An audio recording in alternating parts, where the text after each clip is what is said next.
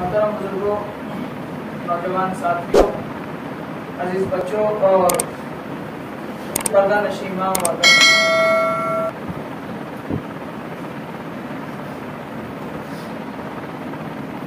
پچھلے جمعہ کے خطبے میں حسد سے متعلق چند باتیں تمہیدی طور پر، پھر اس کے بعد حسد کا کیا معنی اور مفہوم ہے، ان چیزوں کے ذکر کرنے کے بعد آپ کے سامنے اس بات کی تھوڑی سی وضاحت آئی تھی کہ اللہ رب العالمین نے قرآن کریم کے اندر اور رسول اللہ صلی اللہ علیہ وسلم نے اپنی احادیث کے اندر حسد کی مذمت اور اس کی برائی، اس کا کھنڈن کس انداز میں کیا ہے، ان تمام باتوں کو آپ کے سامنے ذکر کیا گیا تھا۔ آخر میں آپ کو ایک حدیث سنائی گئی تھی کہ اللہ کے رسول جناب محمد رسول اللہ صلی اللہ علیہ وسلم نے فرمایا دَفَّ إِلَيْكُمْ دَاءُ الْأُمَمِ قَبْلَكُمْ الْحَسَدُ وَالْبَغْضَاءُ هِيَ الْحَالِقَةُ لَا أَقُولُ تَحْلِقُ الشَّعْبَ وَلَكِنْ تَحْلِقُ الدِّينَ۔ یہ حدیث آپ کے سامنے پیش کی گئی تھی، جس کا معنی ہے کہ پچھلی امتوں کی بیماریاں اس امت میں داخل ہو چکی ہیں، ان میں ایک بیماری حسد، دوسری بغض اور نفرت کی بیماری ہے، اور یہ ختم کر دینے والی ہے، صفاچت کر دینے والی ہے۔ اور پھر آپ کو ترجمے کے ساتھ یہ بتایا گیا تھا کہ یہ اللہ کے رسول نے کہا کہ میں نہیں کہتا کہ یہ آپ کے سر کے بال کو اڑا دے گی یا صفاچت کر دے گی، بلکہ آپ کے دین کو، آپ کے ایمان کو اور آپ کے مسلمان رہنے کو ختم کر دے گی۔ یہ چیز حسد اور بغض اتنی خطرناک چیز ہے کہ انسان کو اسلام کے دائرے سے باہر نکالنے کے لیے کافی ہے۔ اللہ کے رسول نے اسی حدیث میں آگے فرمایا والذی نفسی بیدہ لا تدخل الجنۃ حتی تؤمنوا۔ اللہ کی قسم اس ذات جس کے ہاتھ میں میری جان ہے، تم لوگ اس وقت تک جنت میں داخل نہیں ہو سکتے جب تک کہ تم مومن بن جاؤ، ولا تؤمنوا حتی تحابوا، اور اس وقت تک تم مومن نہیں بن سکتے جب تک کہ تم آپس میں ایک دوسرے سے الفت اور محبت نہ کرنے لگو۔ افلا انبئکم بما یثبت ذلک لکم، کیا تمہیں وہ چیز نہ بتلاؤں جن کی بنیاد پر تم ایک دوسرے سے محبت کرنے لگو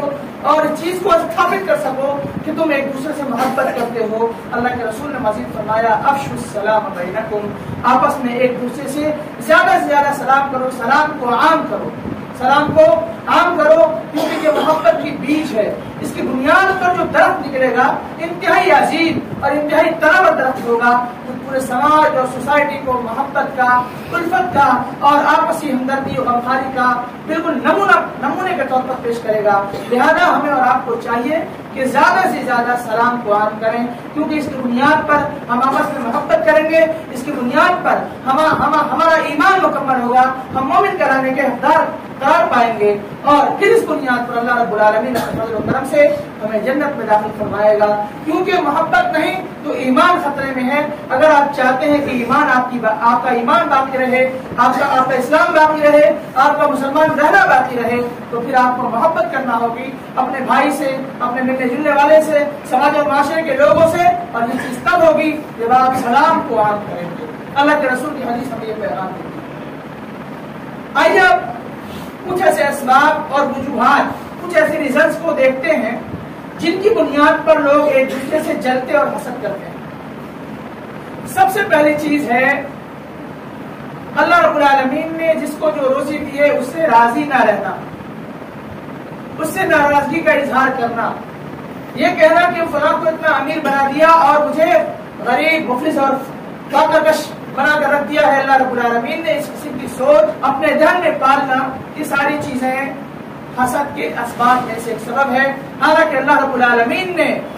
یہ کہہ دیا کہ ہمیں معلوم ہے کس کو کتنا دینا ہے اور کس کو کتنا دینا ہے، کس کو زیادہ دینا ہے، کس کو کم دینا ہے۔ اللہ رب العالمین فرماتا ہے اللہ یبسط الرزق لمن یشاء من عباده ویقدر له ان اللہ بکل شیء علیم، کہ اللہ رب العالمین جسے چاہتا ہے اپنے بندوں میں سے کشادگی اور فراوانی کے ساتھ روزی فراہم کرتا ہے، اور جسے چاہتا ہے تھوڑا کم دیتا ہے۔ اس کا کارن اللہ رب العالمین جانتا ہے۔ اللہ تعالیٰ نے فرمایا ان اللہ بکل شیء علیم، اللہ رب العالمین ہر چیز کو بہت ہی اچھے انداز میں بخوبی جانتا ہے۔ لہذا ہم کو جتنا ملا ہے، جہاں ملا ہے جیسے ملا ہے اس پر اللہ رب العالمین کا شکر ادا کریں، اور جس کو نہیں، جو چیزیں نہیں ملی ہیں اس پر صبر اور قناعت پسندی کا مظاہرہ کریں، کیونکہ اس میں ہماری اور آپ کی سبوں کے لیے بھلائی کا راز چھپا ہوا ہے۔ اللہ رب العالمین ہمیں حسن عمل کی توفیق سے نوازے۔ دوسری چیز ہے، جو دوسرا سبب ہے حسد کرنے کا، وہ ہے برابری نہ کر پانا، ایکوالٹی دو لوگوں کے درمیان نہ ہو پائے۔ مثال کے طور پر چند ساتھی ایک کلاس میں پڑھتے ہیں، ایگزام آتا ہے، ان میں سے ایک شخص یا ایک بچہ اچھے نمبرات سے کامیاب ہو جاتا ہے، اگلے امتحان میں اس کا دوسرا ساتھی اس کی برابری کی یا اسے پچھاڑنے کی کوشش کرتا ہے۔ بہتر چیزیں کرتے رہنا چاہیے، لیکن جب پچھاڑ نہیں پاتا ہے، برابری نہیں کر پاتا ہے، تو اس کی کاپیاں چھپانے لگتا ہے، اس کے نوٹس کو کہیں غائب کر دیتا ہے، یعنی اسے وہ ستانے لگتا ہے۔ جو ٹاپر ہے، جو کلاس میں اچھا نمبر لایا ہے، ان کے نوٹس کو چھپانے لگتا ہے، کن بنیادوں پر؟ حسد کی بنیاد پر، تاکہ جب ان کے نوٹ ہی نہیں رہیں گے، تیاری نہیں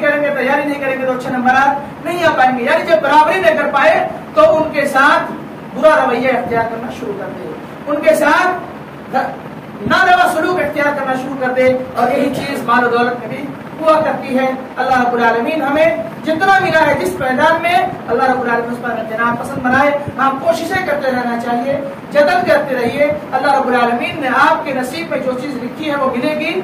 وَلَا تَنْسَ نَصِيبَكَ مِنَ الدُّنْيَا، کہ اللہ رب العالمین نے دنیا کے اندر آپ کے نصیب میں جو چیز لکھی ہے اسے مت بھولیے، اسے حاصل کرنے کی کوشش کیجیے، چاہے وہ صحت مندی سے تعلق رکھتی ہو، مال و دولت سے تعلق رکھتی ہو، علم سے تعلق رکھتی ہو، چاہے منصب سے تعلق رکھتی ہو، یا جس بھی میدان سے اس کا تعلق ہو، آپ انہیں حاصل کرنے کی کوشش کیجیے۔ لیکن ان چیزوں کو حاصل کرنے کے لیے پہلے اپنے اندر چھمتا پیدا کیجیے، صلاحیت پیدا کیجیے، ہنر اپنے اندر پیدا کیجیے، تب جا کر اللہ رب العالمین آپ کو چیزوں سے سرفراز فرمائے گا۔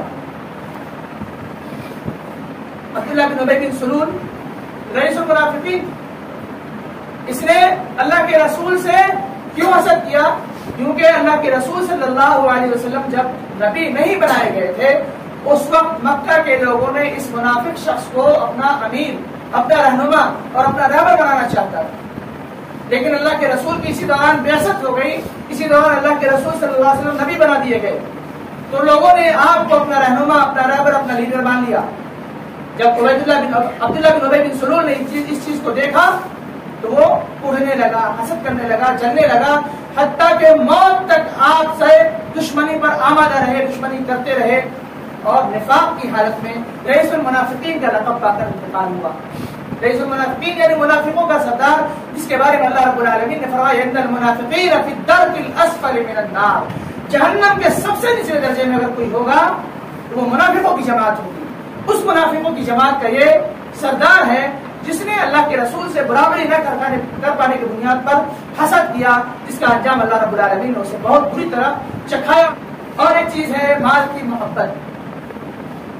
انسان مال کی محبت میں اندھا ہو چکا ہے، چاہے ہم ہوں، آپ ہو، یا کیسے باشد کوئی بھی ہو۔ کوئی بھی شخص اگر یہ کہتا ہے کہ مجھے پیسے کی لالچ نہیں ہے، جھوٹا، وہ جھوٹ بولتا ہے۔ دنیا میں کوئی ایسا آدمی پایا ہی نہیں گیا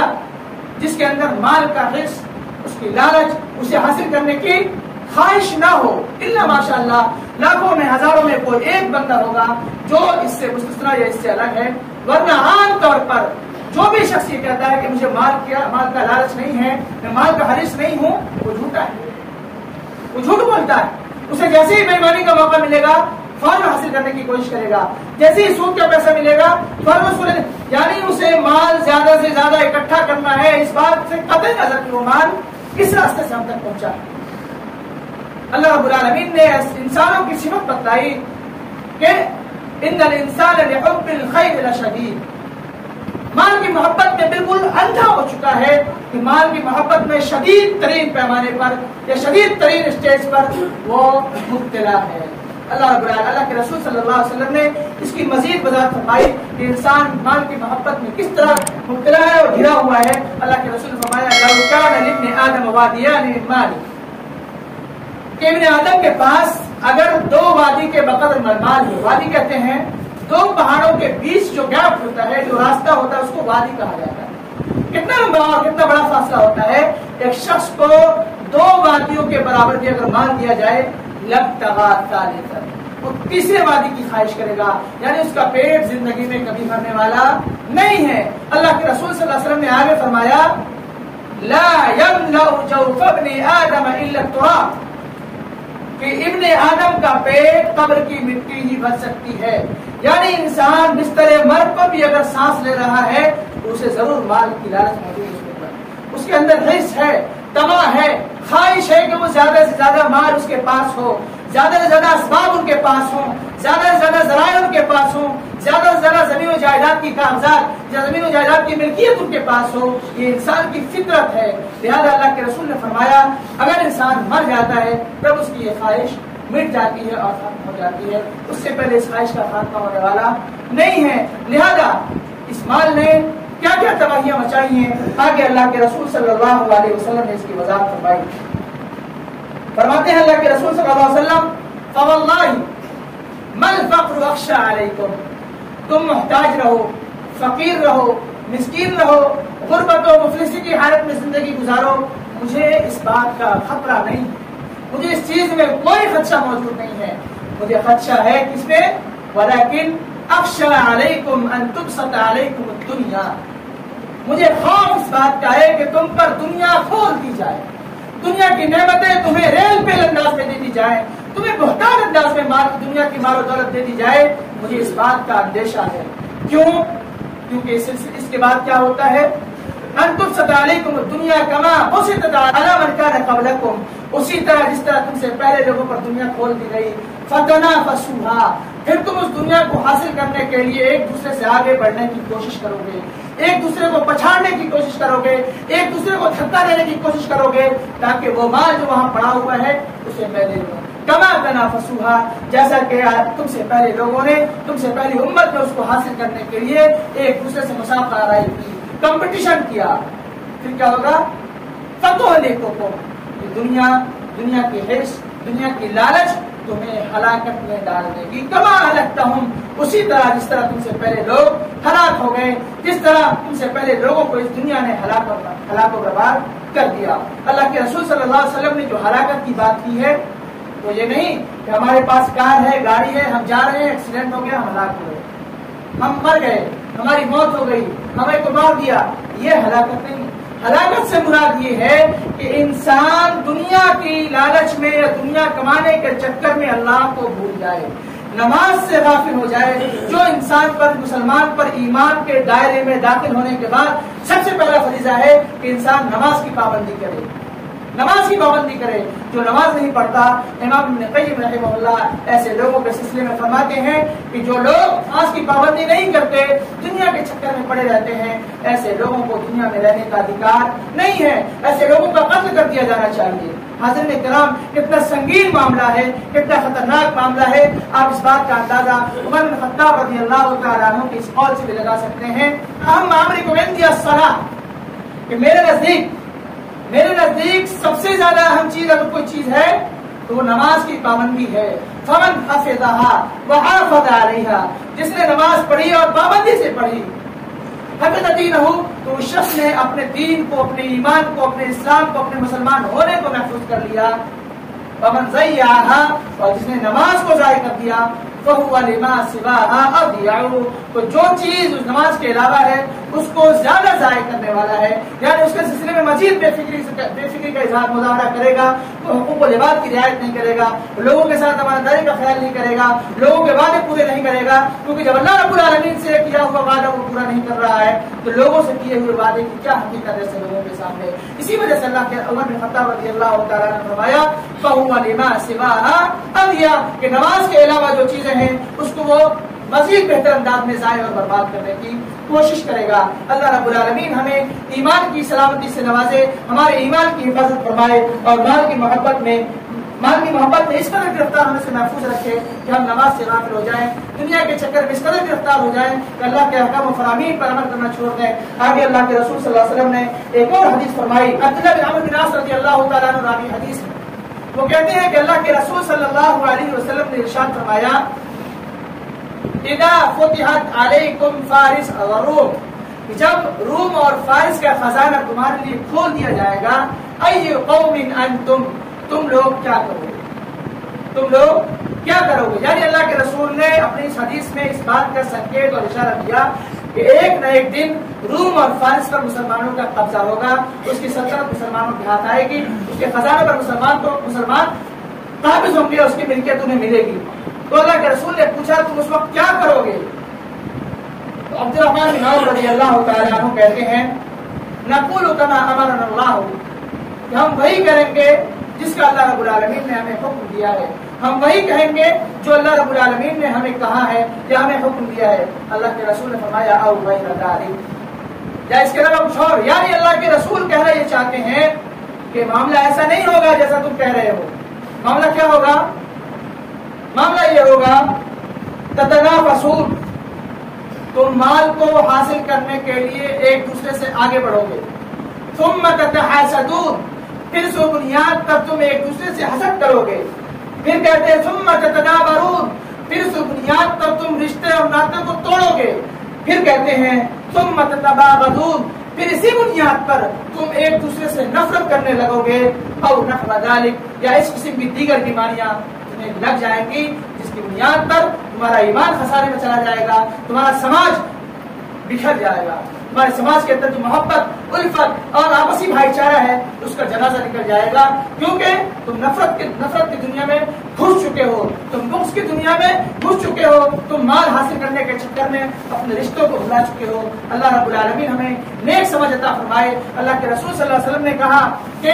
جو شخص چاہتا ہے کہ اس کی زندگی میں اس کی عمر لمبی ہو اور اس کی روزی میں برکت ہو، فلیصل رحمہ، ویسے لوگوں کو اپنے رشتہ داروں کا خیال رکھنا چاہیے، صلہ رحمی کرنی چاہیے۔ یعنی مال کی کثرت آپ کو اسی وقت حاصل ہوگی، مال دولت آپ کو بہتان انداز میں اسی وقت ملے گی جب آپ اپنے رشتہ داروں کے ساتھ اچھا رویہ اختیار کریں گے، اپنے رشتہ داروں کے ساتھ حسن سلوک کریں گے، ان کے حقوق کا خیال رکھیں گے، تب جا کر اللہ رب العالمین آپ کو مال عطا کرے گا۔ وہ مال جس میں سکون ہے، وہ مال جس میں اطمینان ہے، وہ مال جو حلال ہے، وہ مال جس کے ذریعے آپ اپنی زندگی تبدیل کر سکتے ہیں۔ آج انسان پیسے کما رہا ہے لیکن نفرت بھی ہے، نتیجہ یہ ہے کہ ان کے ذہن میں ٹینشن ہے، ان کے ذہن میں فکر مندی لاحق ہے، وہ طرح طرح کی بیماریوں کا شکار ہے، بے چینی کا شکار ہے، اضطراب اور پریشانی کے عالم میں زندگی گزار رہا ہے، حالانکہ ان کے پاس پیسہ ہے۔ پتہ چلا مال و دولت کی بہتات انسان کے چین و سکون کو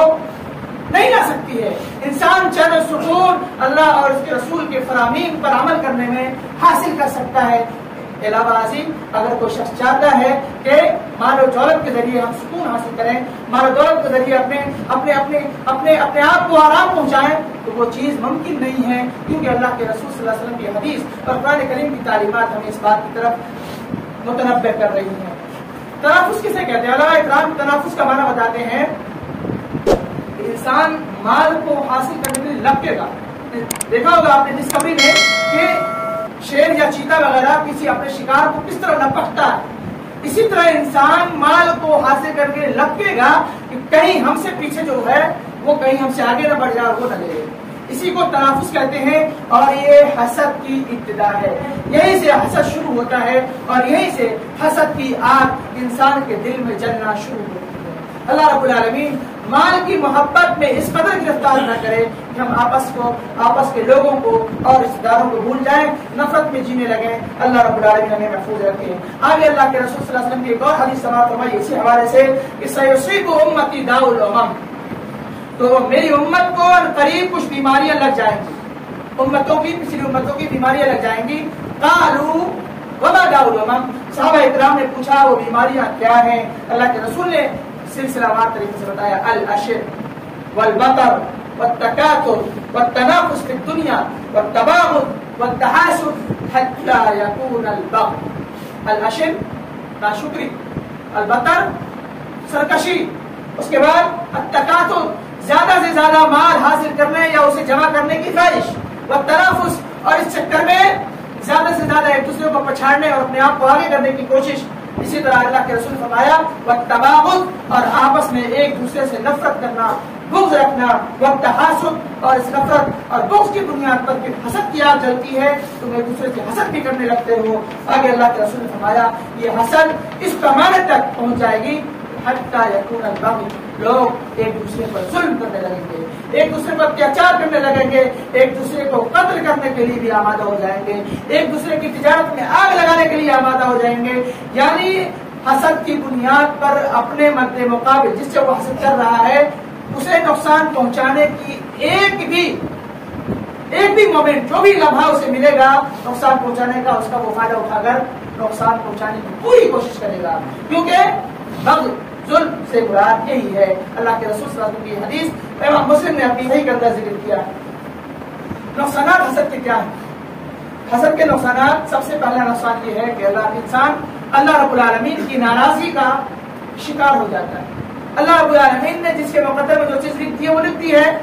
لیکن انسان رضامندی کا اظہار نہیں کرتا ہے تو اللہ تعالیٰ ناراض ہو جاتا ہے. اور جس انسان سے اللہ رب العالمین ناراض ہو جائے اس کا کیا حال ہونے والا ہے ہم اور آپ اس کا اندازہ بھی نہیں لگا سکتے. دوسری چیز ہے حسرت و پریشانی. جو انسان حسد کرتا ہے وہ ہمیشہ ٹینشن میں، ڈپریشن میں، پریشانی میں اور کڑن میں رہتا ہے. اسے کبھی سیر اور سکون نصیب نہیں ہوتی. کیوں؟ کیونکہ وہ حسد کرتا ہے، وہ حاصل کرنے کی کوشش کرتا ہے لیکن نہیں کر پاتا ہے. تو پھر جس سے حسد کر رہا ہے اس کے نقصان کی خواہش کرنے لگتا ہے، لیکن نقصان نہیں ہوتا ہے تو کیا کرتا ہے؟ اور جلنے لگتا ہے، خود کو ٹینشن میں ڈالنے لگتا ہے، حتیٰ کہ کبھی کبھار لوگ پاگل بھی ہو جاتے ہیں. یہ چوتھی چیز ہے رشتے ناطے کو توڑنے کا ذریعہ. میں نے آپ سے ذکر کیا کہ حسد کی بنیاد پر لوگ رشتے ناطے کو توڑ دیتے ہیں. جیسا کہ قصہ یوسف، یعنی یوسف علیہ السلام کے بھائیوں نے یوسف علیہ السلام کے ساتھ جو رویہ اختیار کیا، یعنی انہیں کنویں میں ڈال دیا، اپنے باپ سے دور کر دیا. کیوں؟ حسد کی بنیاد پر. کیونکہ یوسف علیہ السلام سے ان کے والد محترم یعقوب علیہ السلام بہت زیادہ محبت کرتے تھے، اتنا زیادہ محبت کرتے تھے جتنا دیگر بھائیوں سے نہیں کرتے تھے. اسی وجہ سے دیگر بھائیوں نے یہ مشورہ کیا کہ یوسف علیہ السلام کو غائب کر دیا جائے، انہیں چیتے کے حوالے کر دیا جائے. طرح طرح کی پلاننگ ہوئی. ایک شخص نے کہا کہ اسی کو کنویں میں ڈال دیا جائے، کوئی شخص آئے گا اس کو لے کر چلا جائے گا. یہ رشتے ناطے کو توڑنے کا بھی ذریعہ ہے.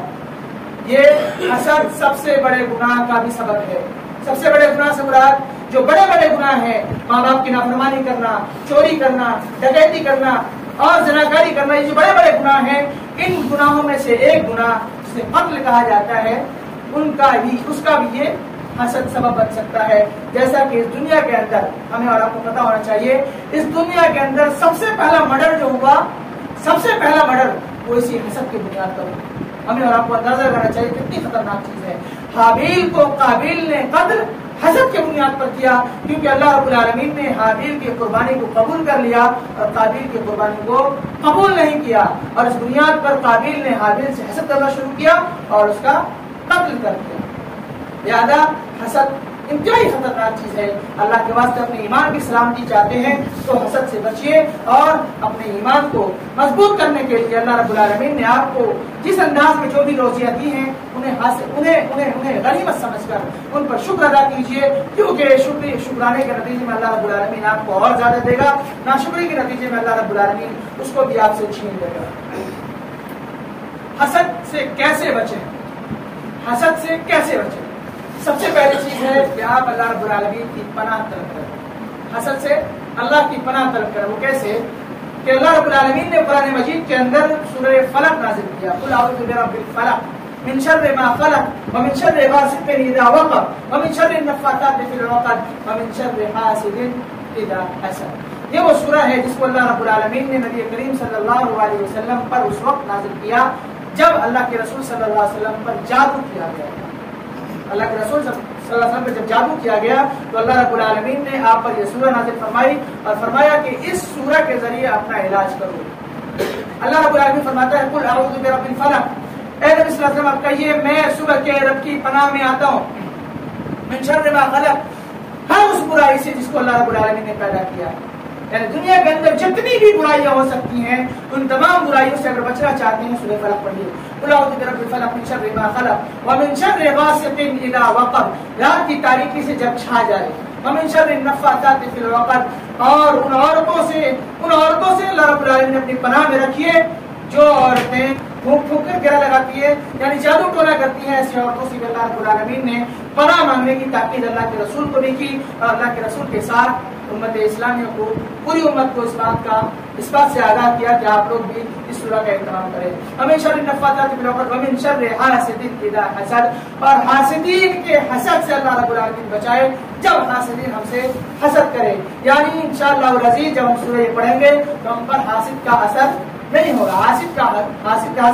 اثر انداز ہوتا ہے، یہ کبھی کبھی نقصان پہنچاتا ہے، کیونکہ اللہ کے رسول صلی اللہ علیہ وسلم نے فرمایا کہ اگر کوئی چیز تقدیر پر سبقت کر سکتی ہے، تقدیر سے آگے بڑھ سکتی ہے، تو وہ ہے حسد کی نگاہ۔ اگر کوئی شخص حسد کی نگاہ سے کسی کو دیکھ لے تو وہ محسوس، جس سے حسد کیا جا رہا ہے وہ افیکٹڈ ہو جاتا ہے، اسے نقصان ہو جاتا ہے، چاہے وہ بیمار ہو جائے، چاہے اس کی تجارت برباد ہو جائے، چاہے وہ کسی بھی نقصان کا شکار ہو جائے، یہ حسد کی بنیاد پر ہو سکتا ہے۔ لہذا اللہ رب العالمین نے اسی لیے تعلیم دی کہ قل اعوذ برب الفلق، یعنی سورہ فلق کے ذریعے حسد سے اللہ رب العالمین کی پناہ طلب کیجیے۔